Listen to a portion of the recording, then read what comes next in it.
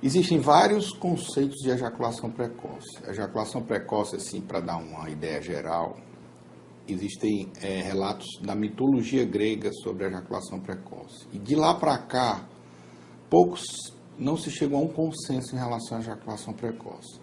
Na verdade, vários estudiosos tentaram definir a ejaculação precoce, Marcia Johnson e muitos outros estudiosos da disfunção sexual masculina. Hoje, a Associação Americana de Psiquiatria já incluiu a ejaculação precoce como uma patologia, ela faz parte do contexto das doenças internacionalmente conhecidas. Então, a definição que a associação determina é que é a ejaculação que ocorre antes ou depois da penetração, né, de uma forma recorrente, após um estímulo sexual, sem que o indivíduo assim o deseje. Então, é uma ejaculação de uma forma descontrolada, em que o indivíduo não consegue ter o controle total daquele evento. Na verdade, a ejaculação precoce ela é determinada por ejaculação antes ou após a penetração. Os autores, vários estudiosos, inclusive Marcia Johnson determinava que a ejaculação precoce era aquela ejaculação cujo resultado não deixava que a parceira tivesse o orgasmo, em 50% das ocasiões, o que é uma coisa que depois determinou ser com dois erros muito graves. Primeiro, que ele determinava que a metade das mulheres não tinham o direito de ter o orgasmo. Segundo, que além do homem, a mulher também pode ter uma disfunção sexual. E aí, ele não pode determinar a ejaculação precoce baseado na parceira. Outros estudiosos determinaram as incursões do pênis na vagina. Uns determinavam que após 8 incursões, outros após 7 incursões. E isso nunca chegou a ser um consenso. Autores mais modernos determinaram o tempo. 5 minutos, 6 minutos, 4 minutos e até 3 minutos para determinar que o indivíduo tem ejaculação precoce. Na verdade, o indivíduo, a menos que ele tenha uma lesão neurológica, ele pode ter uma ejaculação sem ter orgasmo.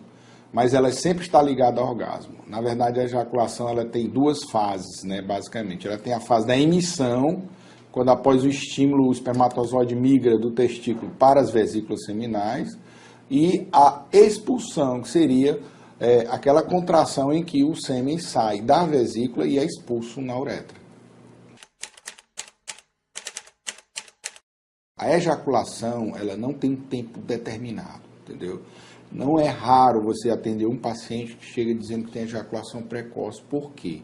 Porque no passado ele demorava 20 minutos, meia hora, e agora está demorando 10 minutos, 15 minutos. Então, há pessoas que demoram bem menos e não acham que tem ejaculação precoce. Então, isso é uma coisa muito relativa. O sexo é uma coisa muito do casal, é uma coisa muito variável e não existe um padrão. O padrão quem determina é o casal. Então, ele pode ter uma ejaculação de 10 minutos com um prazer total dos dois. E pode ter uma ejaculação de meia hora.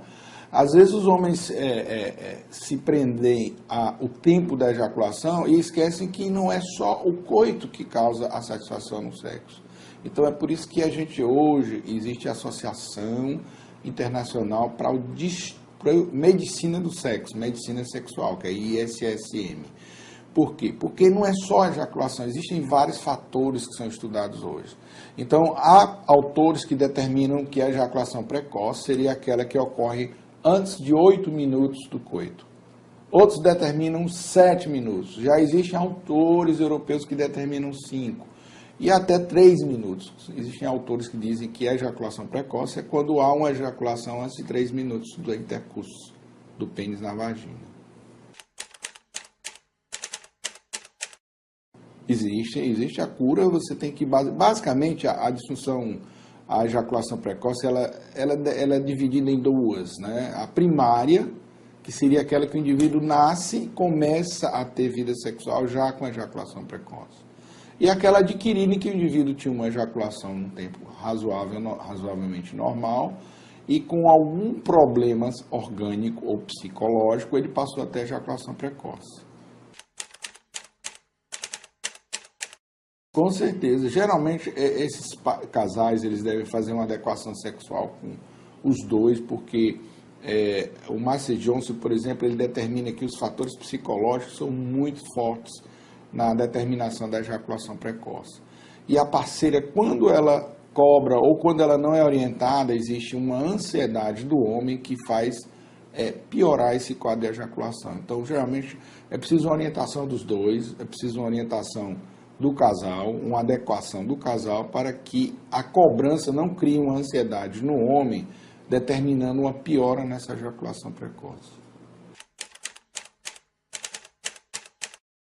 Ajuda. O preservativo, ele diminui a sensibilidade local e também o fato de o indivíduo não ter o medo de uma gravidez ou de uma DST indesejada, claro, ele com o preservativo ele fica mais seguro e ele consegue demorar mais.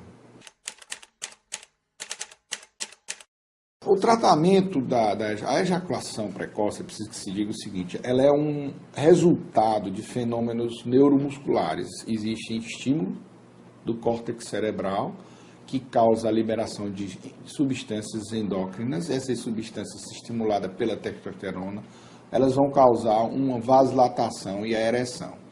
Quando isso ocorre, que o indivíduo tem o coito, ele passa a ter uma sensibilidade local e ter um estímulo central também.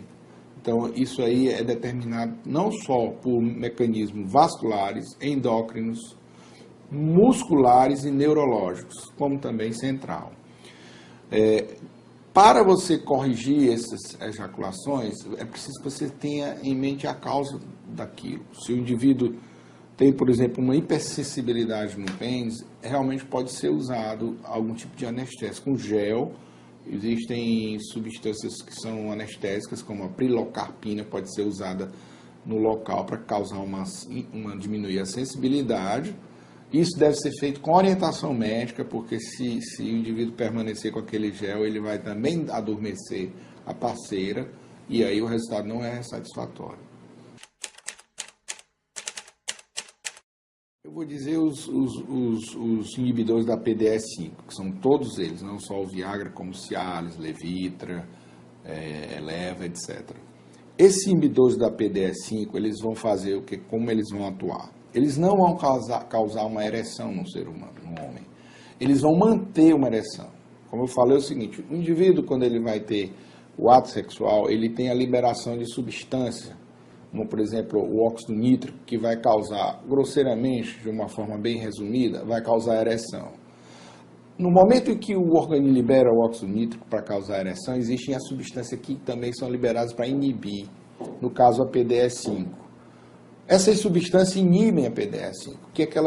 Qual o resultado? É uma ereção mais prolongada. Então, se você tomar uma substância dessa e não estimular a ereção, é mesmo que nada, não tem efeito. Por isso, deve ser usado com orientação médica. Então, o que acontece? Quando ele toma uma dessas substâncias e causa a ereção, o que iria inibir a ereção é bloqueado. Então, o indivíduo tem uma ereção mais prolongada. Já provou-se que a ereção, a ejaculação é independente da ereção. O Master Johnson tentou vincular as duas coisas, mas existem casos em que o indivíduo tem ereção perfeita, não tem dificuldade de ereção rígida, e na hora que ele quer, e não consegue manter a ejaculação sem que seja precoce. Então, isso aí foi desvinculado uma coisa da outra. Mas há casos em que o indivíduo, por ter uma disfunção erétil, por ter uma diminuição na ereção, ele desenvolve a ejaculação precoce como uma resposta do organismo. Vamos dizer assim, ou você goza logo, ou então vai amolecer. Aí o sujeito, ansiosamente, ele passa a ejacular precocemente. Não tenha nem dúvida, o estresse ele é uma das coisas que mais interfere no ser humano, na saúde como um todo, né? Na saúde geral do indivíduo. Você vê o seguinte, aqueles indivíduos que ficam com medo de gravidez, por exemplo, o coito interrompido, né? Que é uma prática usada para evitar a gravidez. Ele é uma das causas de formação de ejaculação precoce, porque o indivíduo se habitua a ejacular rápido e ele fica condicionado à ejaculação precoce. E realmente ele fica ansioso, né? A ansiedade, né, causada pelo estresse é um dos fatores importantíssimo. Ninguém tem sexo saudável, sexo prazeroso, sem tranquilidade. E a vida moderna está tirando essa tranquilidade do ser humano, né? Corre-corre, dia a dia, a competição, né? A violência, tudo isso deixa o indivíduo ansioso e estresse. Como resultado disso, realmente é um dos fatores que prejudicam a ejaculação. Olha, uma das coisas que eu, como urologista, sempre acho é que a orientação sexual é fundamental. A pessoa que vai para o sexo, a pessoa que tem um bloqueio de orientação na fase em que deveria se insinuar na vida sexual, ajudaria muito aos homens a ter um controle disso aí. Muitas pessoas, eu vejo pessoas de nível superior que vêm nos procurar, que têm uma informação totalmente distorcida sobre o que é o padrão, o que não é. Pessoas que têm, vamos supor, pessoa que tem 60 anos de idade que não se conforma de ter uma atividade sexual diferente do que tinha quando tinha 20. Então as pessoas precisam estar antenadas e sabedoras de que o sexo é uma coisa variável. Ele não é só variável na idade do indivíduo, como é variável no dia a dia. Você pode estar disposto num dia, no outro você está cansado, você não está muito afim. Então, como existe uma variação hormonal, tanto no homem quanto na mulher, sexo não é uma coisa padronizada. Então, a orientação seria importante no sentido da pessoa tirar o melhor proveito da sua vida sexual, tanto no